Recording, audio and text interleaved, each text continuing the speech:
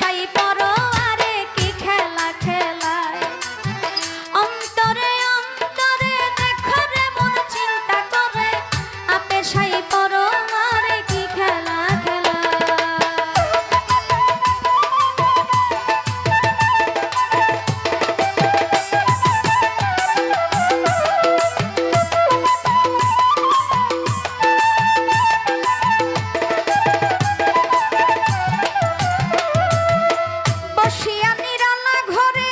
বসে বসে কার্য করে বিচিত্র কৌশল করে মানুষ বানায়